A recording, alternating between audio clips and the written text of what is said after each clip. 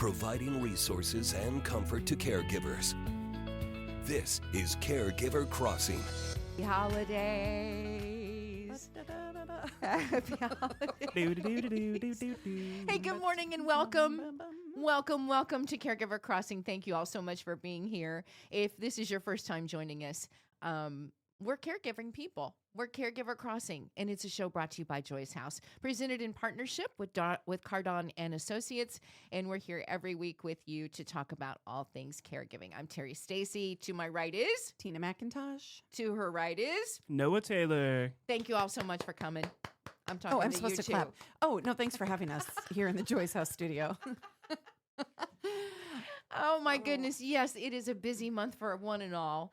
And it is also World AIDS Day is December 1st. It has been. How do I word that? Previously on Caregiver Crossing. Previously, yes.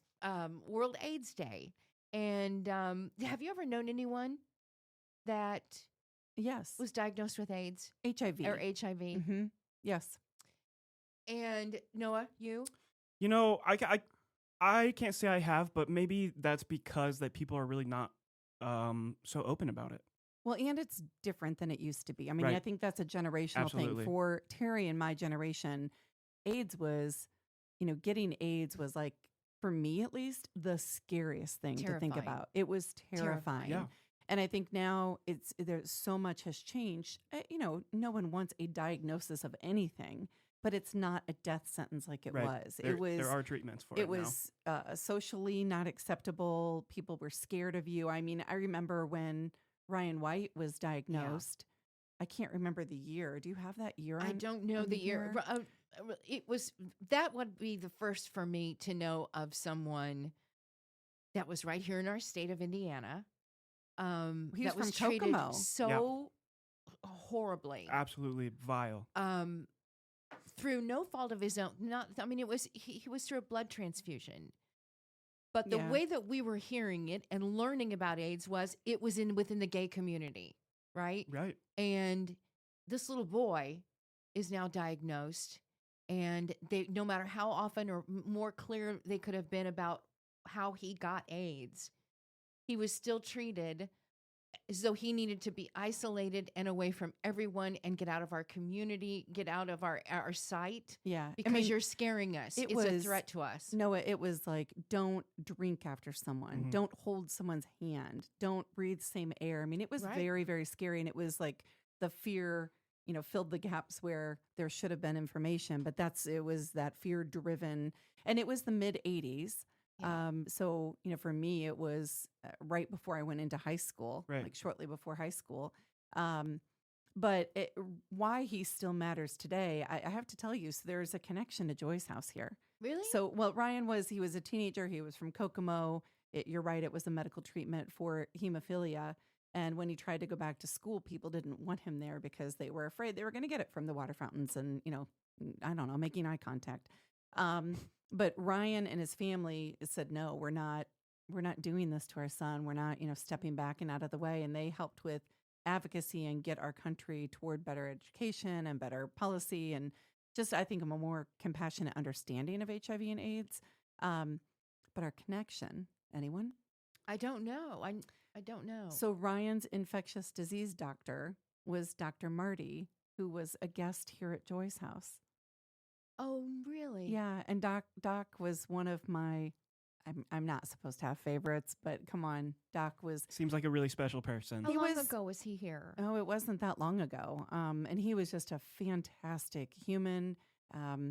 And, looking at everything he had done throughout his life, putting the spotlight, though, on this with Ryan White, he cared for that young man and his family during a really critical time. And so there's actually, at the Children's Museum, if you go there, there's a bedroom. I think it's his bedroom with all of his stuff in it. Fantastic. That was when I first learned about Ryan White. I believe it's still there. It is. They have the exhibit of Ryan White, Anne Frank, and then Ruby Bridges That's as right. well, Yes, I that's right. believe, is the third person. Well, and Doc is the doctor in the picture with him there at the Children's Museum. It's just wonderful. What a wonderful and so, man.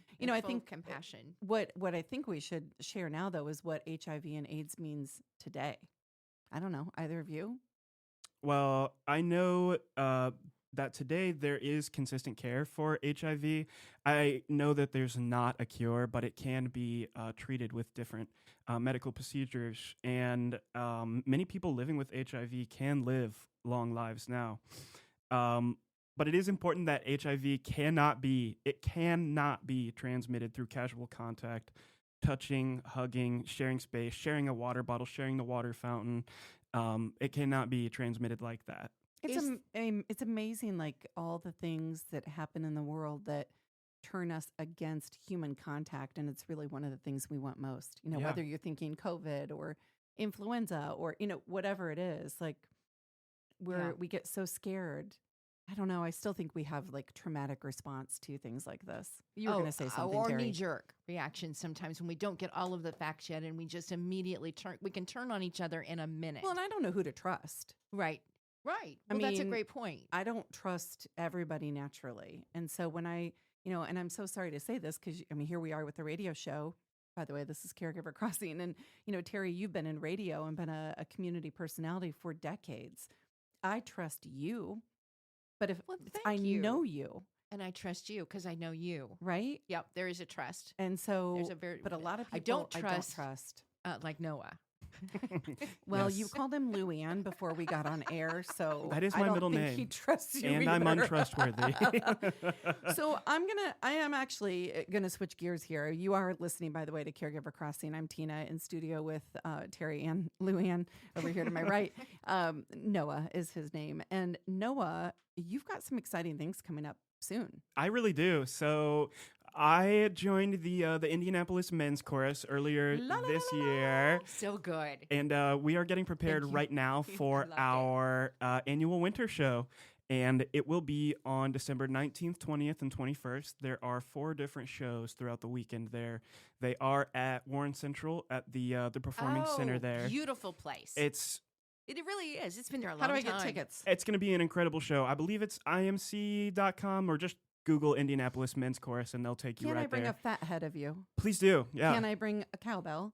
I think that might be frowned upon, but you probably can bring it. May I hoop and holler and say Noah? We Noah, do Noah. encouraging hoot and hollering. We do encourage that. Will you be wearing your special Christmas outfits? I'm wearing 4 different Christmas special Christmas Noah is also a quick change holiday artist. outfits. And please, if you love choir, please come see us. We just had a few members performing at the Circle of Lights celebration, the Yes. turning on of the lights. Outstanding. I looked really hard as Noah here. So yeah, but we can see you all this month. I'm going to go right now and get my tickets. Please do. All right. You can find past episodes of the show at joycehouse.org and be sure to like and follow us on Facebook. If you'd like to connect with us to discuss show topics, need help connecting with resources, have a question that you'd like for us to answer on air, or just want to call us and say, hey, maybe talk a little bit about caregiving, you can reach us at joycehouse.org or email Tina at joycehouse.org. And you're listening to Caregiver Crossing, which is brought to you weekly by Joyce House in partnership with Cardon and Associates. Visit joycehouse.org to connect with us and learn more about caregiver support resources in the community. All right, don't go anywhere. We'll be right back with more Caregiver Crossing right after the break.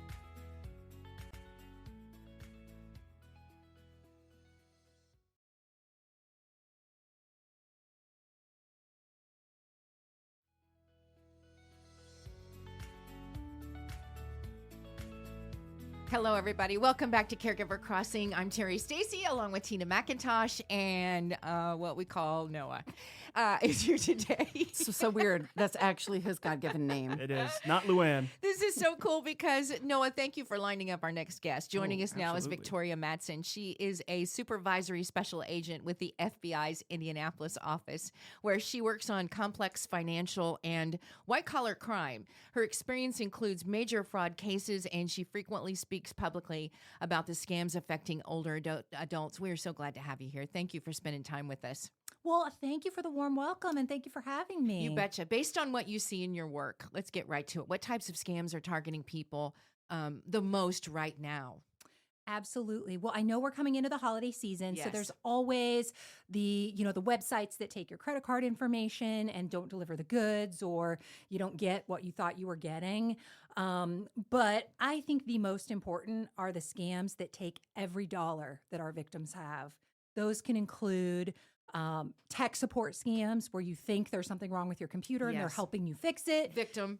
Romance scam. Not a Those victim are, of that one. Those are tragic, and they really take the time to get to know how many dollars someone has, and they don't stop until they've taken every single one.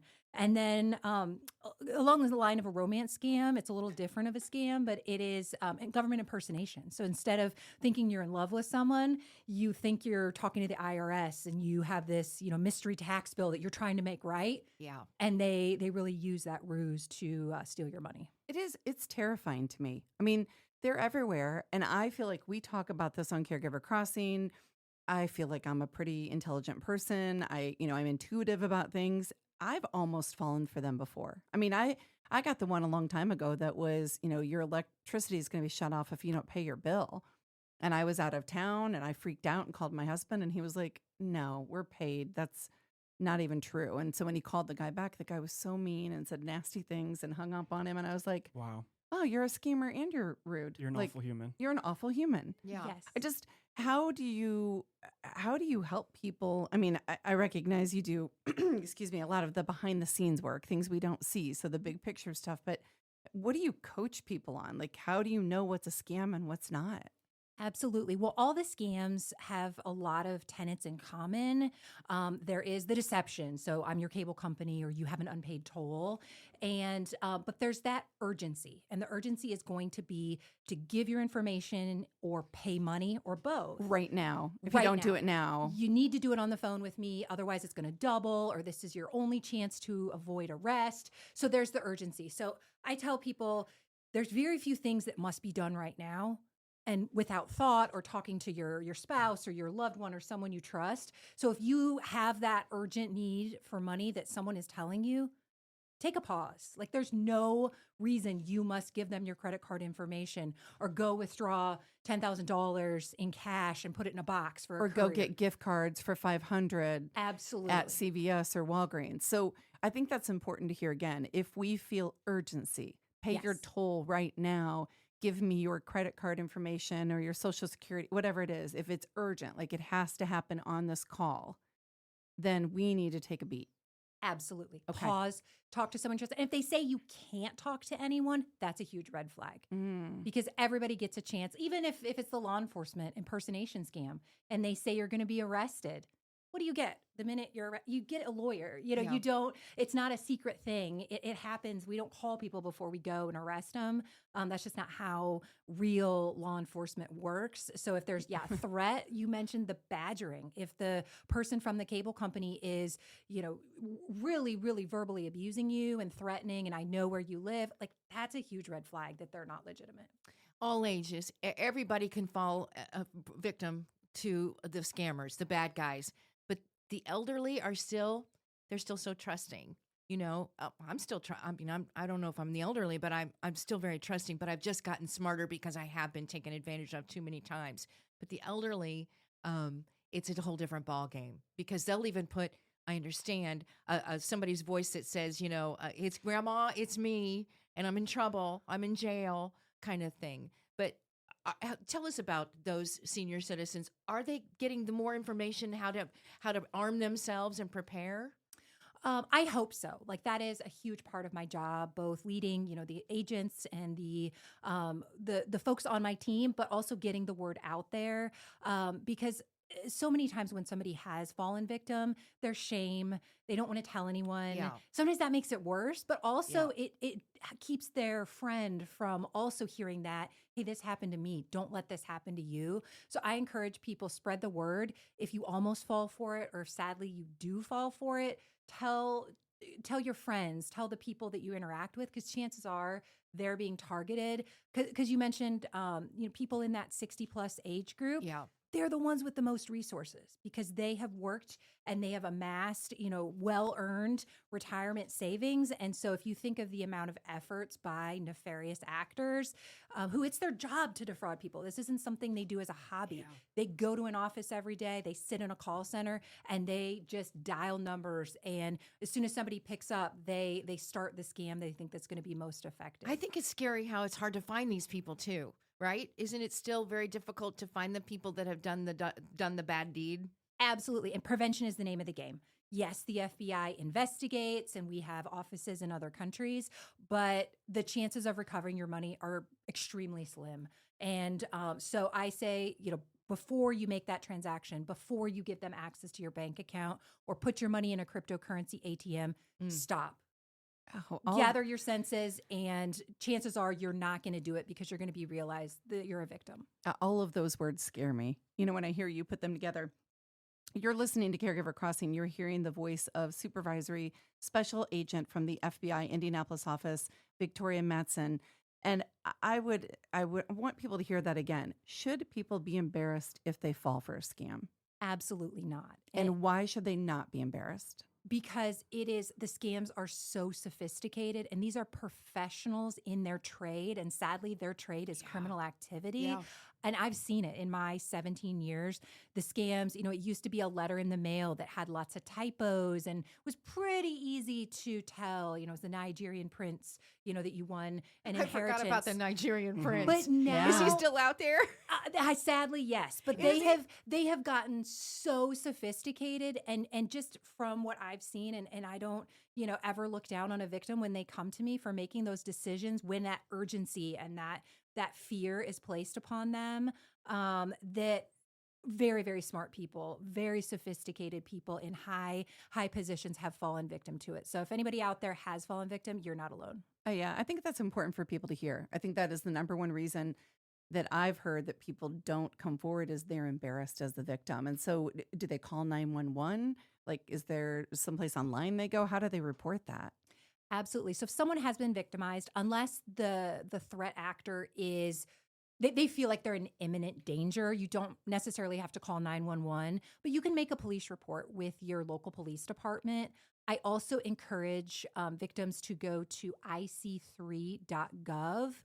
It stands for Internet Crime Complaint Center. The FBI is part of it, and you can go on and click File a Complaint and basically give the FBI and law enforcement partners all the details of what happened to you. It asks for, the date and all the different things, and then it comes to the FBI so we can track trends. So, if there's a scam involving a certain vendor, or we can take steps behind the scenes. Okay, so I have a question. I'm sorry, we have to take a break here in a second, but so even the ones I get that I don't fall victim to, but I recognize it as a scam, should I go to IC3, or do I need to be victimized to do that? I would say you can go to ic3.gov, but .gov, thank you. Yes, it's ic3.gov. But if you don't fall victim to it, the better option is to tell your friends and family. Okay, let people know in your social circle so they don't fall victim to it. We are more interested in the ones where someone loses some money. Maybe they're on the path to losing more.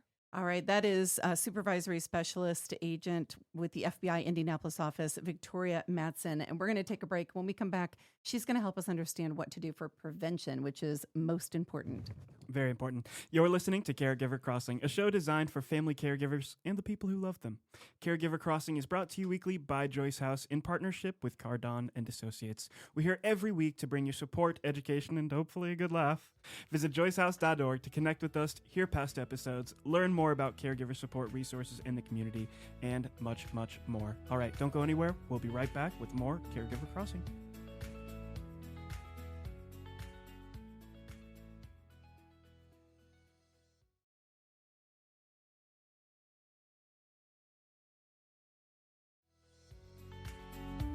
We're back on Caregiver Crossing. I'm Tina McIntosh in studio with Tara Stacy. Yeah. Noah Taylor. Hey there. And, who doesn't have Special Agent of the FBI, Victoria Madtson, in studio with them? Hello. We do. All right, so we were talking right before the break about why people don't report some of these crimes, and we talked about embarrassment, but there's another big one that's important for our listeners. And what is that? Yeah, especially elder-aged individuals, when they do realize that they've been defrauded, they are afraid that if they tell their adult children, which are often, their closest family members, that their children will want to take away their access to their bank account, put them in, some sort of facility that they're not ready for. And so they just keep that secret in there, and it just truly gets worse because they need support to fix, what has happened with their financial victimization. It's so sad. It is so sad. And something else that's sad is that there are these impersonating type of scams. And you said jury duty is a big one right now. Huge. Yes. And which affects all ages, right? I mean, well, anybody that's age enough to be on jury duty. Yes. And some victims will even get an arrest warrant, it's doctored and it's not real, but if they look up the name of the judge, it'll be a real judge. All the other information will be on there. Comes in the mail? Text. It's a text. Text, email.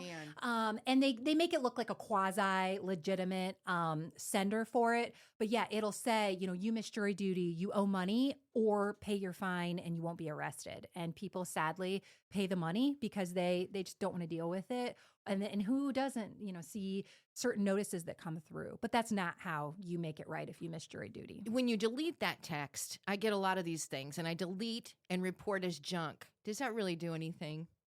It's just going to come from another number, but definitely do that because somebody really is paying attention when it comes wherever that's going. That I'm said this is junk. Yes, but the way the scammers just use so many different avenues to get to us, it's going to come from a new avenue, but it's not a bad idea. Oh my gosh, they're so smart. I just tell myself all the time, what if they put their energy toward helping other people?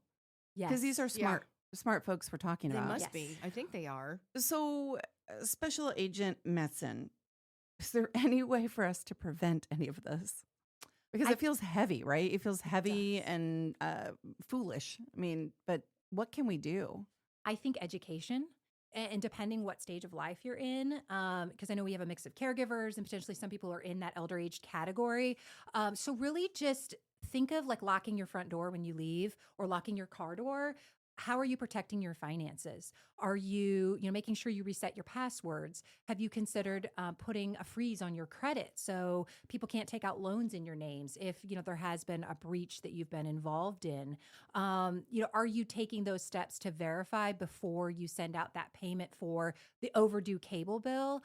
And just employing those tactics to make sure that you don't become a victim. Because once they victimize you once, sadly, you go on a list and you get a different scam because they think you're vulnerable and they think you still have money that they can put steal. you on a list? Yes, it is extremely They sinister. network? They trade like advertising leads. They trade. So I tell scam victims, okay, we've discovered this. You've changed your bank accounts. You've done all the right things, but you are going to be approached again by a new romantic partner or a new scam type just because your information is out there. So sometimes I ask them if I can call them back. Is that, if they call me and I'll say, if I'm not sure, I'll say, I'd like to call you back. Where's the number where I can call you back?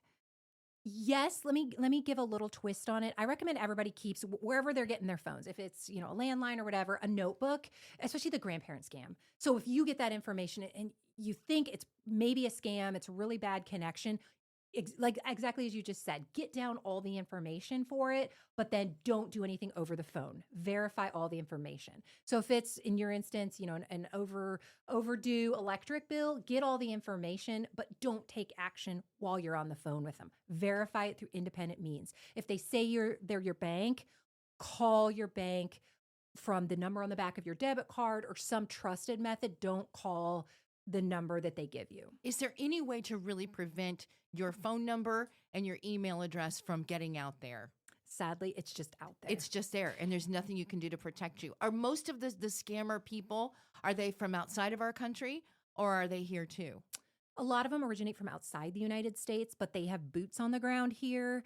So it's a mix, but a lot of the brain power in a call center type atmosphere is largely located overseas. I giggled only because Terry is firing questions at you. Oh, I mean, well, I've been a victim too many times because I was too trusting. And how does it make you feel? It made me feel angry. Yeah. I wasn't so much embarrassed, mad at myself for letting it happen sometimes, But especially this time of year is when I get into trouble. Have gotten into trouble. I've gotten better, knock on wood, and that's all I'll say. I'm just smarter, I think, because of people like you. But I do want to call attention to this. You just said you get mad at yourself. And I think it's important for people to hear that. I get that that's a normal reaction. But if it happened to me, what would you say to me? Tina, it's not your fault. You're a victim. Well, yeah, I would. I really would. Right? But we need to be so armed, again, with information, how to protect ourselves. And sometimes those ways are time consuming. And you're like, I don't have time to do this right now. So, I'll be all right. I'm fine. But they've just gotten so smart and wily how they do these things. And so we just have to really pay attention and be careful. Yeah. What else comes to mind? Well, you mentioned when people's guards are down or they're busy, think grief.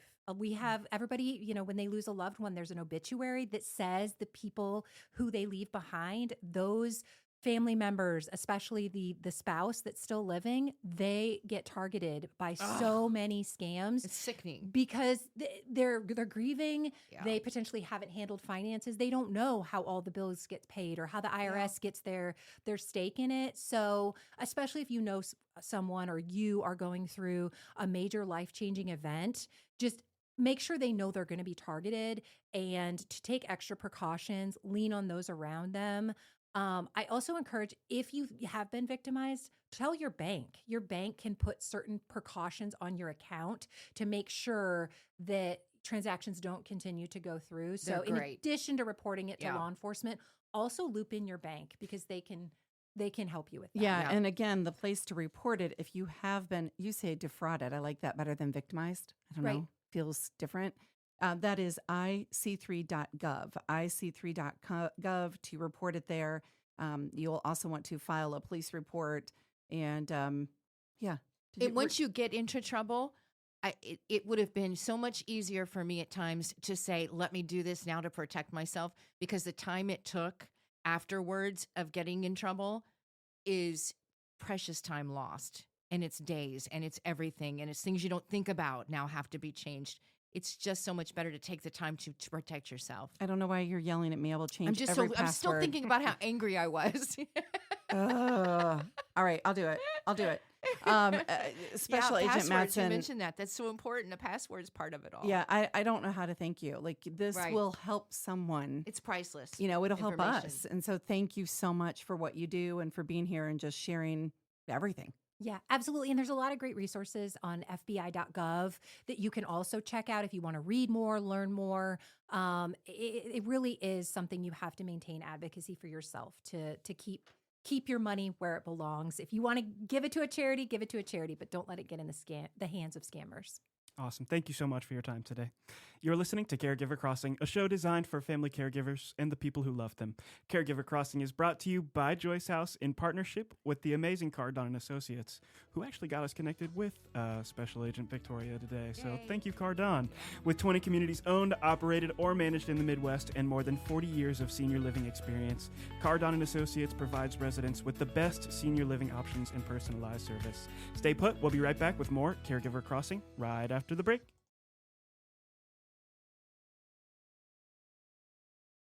We're back on Caregiver Crossing. Tina McIntosh, Terry Stacey, Noah Taylor. Hello. And we are, today we're going to focus on, as we close, I guess we're almost to the end of the show here, but Fanconi anemia. And this is a rare genetic condition that affects the bone marrow and creates serious medical conditions for people. And I didn't know about this. And so, Noah, we're going to turn the mic over to you. This is something that is near and dear to you. And so thank you for shining a light on it. My brother-in-law, his sister passed away a few weeks ago from Fanconi anemia, complicated by leukemia.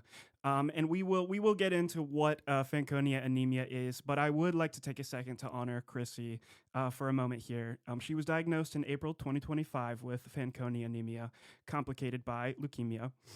Chrissy was a 10-year 4-H member, a supporter, and logo designer for the Cheetah Conservation Fund.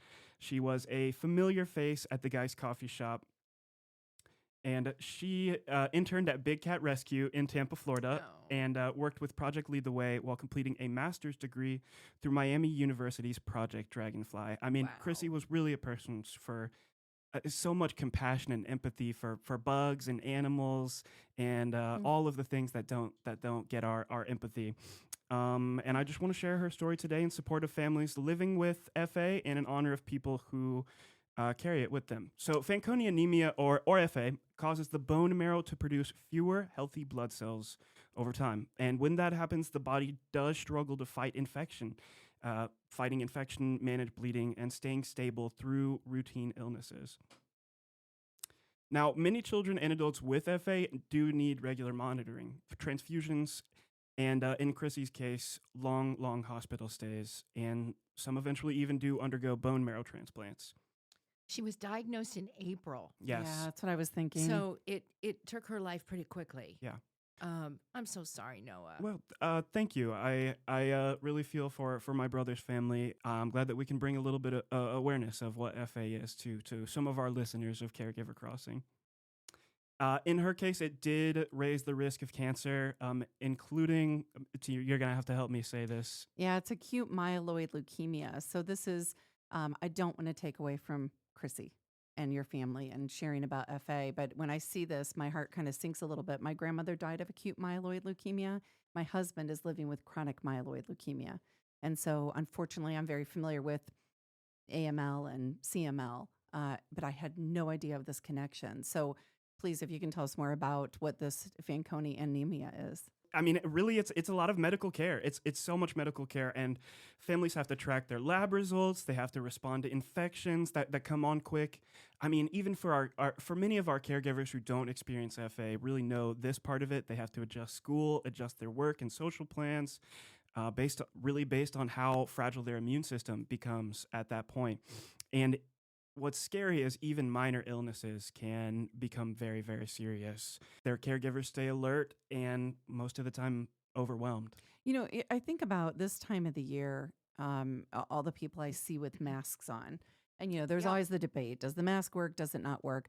But I think people are now thinking, again, we're stuck in this trauma from COVID, and we think about that, and we forget there are people out there living with things like this FA. Yeah. There are people out there living with things like my husband's chronic myeloid leukemia, or, you know, a myriad of other autoimmune disease, whatever it is. And we're so quick to judge, Absolutely. Yeah. right? Yeah.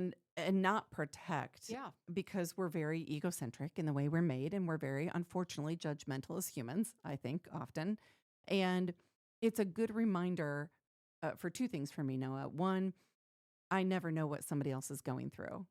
And two, I often don't even know that thing exists. Right. Yeah. I mean, I had no idea it existed until something happened in my family. We did go to the service, and the visitation was beautiful. The one thing that stuck out to me was at Chrissy's service, she has these, I want to say just like collection of bugs and butterflies.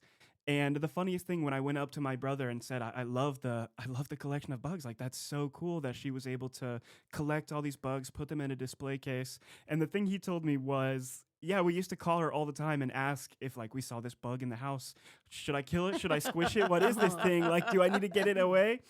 And yeah, I do think, especially with a rare condition, people already feel isolated because of what they're going through. But then adding on that nobody really knows what this thing, nobody knows Right. in the public what this thing is. That has to feel so much more isolating for the person going through it and their caregivers. You have to explain it if Yeah. you even want to. But Right. thank you for sharing all that, Noah. Yeah. And for showing us your heart. I'm, if I may, Please. you were talking about Go at ahead. the service. And, you know, here at Joy's house, we always talk about, we want to normalize the conversations about death and dying. So I love that Chrissy had the bugs there. Yes. You know, that was so cool how to cool see. is that? We just buried my grandmother-in-law, who lived with us for the last handful of years, and at the age of 97. And at the funeral, it was an open casket, and there are lots of little girls in our family, and they had so many questions about her body. Mm-hmm. And I saw them all up at the casket, so I went up and said, "Girls, do you have any questions?" And they were like, "Where are her legs?" And I was like, "Well, they're in there. It's just They're only hiding. that part of the cat." Are her eyeballs behind her eyelids? Yes, they are. Why does her mouth look like that? Well, it's Is that her hair? I mean, will she live here now? I mean, I think that's great that they're asking the questions and that they're getting They're the curious, answers. right? Yeah. And they found somebody that would answer those questions for them. It was so great. And, I'm a big, like, would you like to touch her body? Like, and I pulled them up toward the end and just said, ladies, I want to tell you that they're going to close grandma's casket and they will not reopen it. We will put it in the ground. It's just her body. And so if you would like to touch her or see her, now is the time. And so they all came up and, kind of Put their touched her. hands But on her. it was just sweet and innocent. And, talking, I love you taking a moment to share news about FA that I knew nothing about. Yes. Thank you. Mhm. And to share about Chrissy, and for us having a space here in Caregiver Crossing where we can talk about all the things from life to death. And it's okay to have emotions with all of it too. Absolutely. It starts with telling the next generation that it's okay Yeah. to touch the body, to ask questions, to be curious, and just to note that it's okay to remember the person, and checking in on somebody after a loss is probably the right thing to do. All right. In Thank you. closing, I know we have to go. Yep, we gotta go. For in memory and honor of Chrissy, your favorite bug. Oh my gosh, my favorite bug.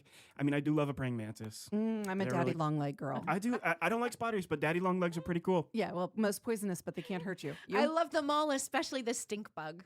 Oh Lord, the stink bug. We're back. We're Hey, we back gotta to go, stink guys. bugs. We really gotta go. We gotta Okay. go. As we close the show, we just like to remind our listeners that they can contact us for more info and resources to help you through the journey of caregiving at joycehouse.org. Caregiver Crossing is supported by Cardon and Associates. Thank you, Cardon. With 20 communities owned, operated, or managed in the Midwest, and more than 4 decades of senior living experience, Cardon and Associates provides residents with the best senior living options. Until next time, take good care of each other.